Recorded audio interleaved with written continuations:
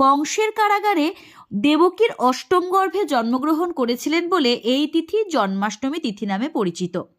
শ্রীকৃষ্ণ কংসের কারাগারে যখন আবির্ভূত হয়েছিলেন তখন কংসের অত্যাচারে অতিষ্ঠ ছিল রাজ্যবাসী। পৃথিবীকে পাপাভার থেকে মুক্ত করাই ছিল ভগবান শ্রীকৃষ্ণের আবির্ভাবের উদ্দেশ্য। বসুদেব জীবাত্মা বা প্রাণ, বসু মানে প্রাণ, দেব মানে অধিপতি। 10টি প্রাণের মধ্যে সর্বশ্রেষ্ঠ হচ্ছে প্রাণ, তাই তাকে বলা হচ্ছে বসুদেব। দেবকী দৈব প্রকৃতি দেবী শক্তি। প্রাণের সঙ্গে দেবী শক্তির মিলন যদি সাধনায় ঘটে তখন সাধক ও চিত্তে ভগবানের আবির্ভাব ঘটে।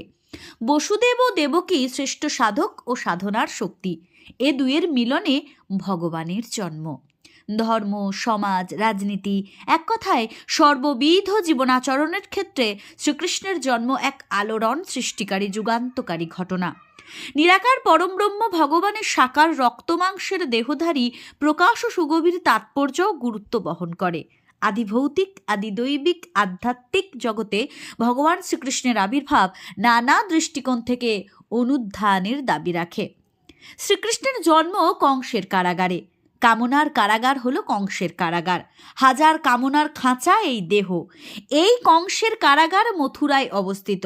মথ মানে হচ্ছে মন্থন করা। কাম, ক্রোধাদি ষড়রিপু সমূহ অবিরত এই দেহকে মন্থন করে চলেছে। অতএব এই দেহই হচ্ছে মথুরা। এর অধিপতি হচ্ছেন কংস, সে কামনার অধিপতি। কংস ধনুর যজ্ঞ করেন। এই ধনু হচ্ছে ইন্দ্রধনু, মানে ইন্দ্রিয় ধনু, কামনা চরিতার্থতার কৌশল। এই ধনু ভঙ্গ করে রামচন্দ্র সীতাকে লাভ করেছিলেন। এই ধনুককে ভাঙতে হয়, কিন্তু কামী কংস এই ধনু রক্ষার জন্য যজ্ঞ করেন। ইন্দ্রিয়ের সাহায্যে কামনা ভোগ করার কৌশল কামী জনেরা আয়ত্তে রাখতে চায়। ভগবানের আবির্ভাব হলে কামনার বিনাশ ঘটে, তাই দেখানো হয়েছে শ্রীকৃষ্ণের হাতে কংসের বিনাশ। শ্রীকৃষ্ণের জন্ম হচ্ছে ভাদ্র মাসে। ভদ্র যুক্ত স্ন সমান ভাদ্র।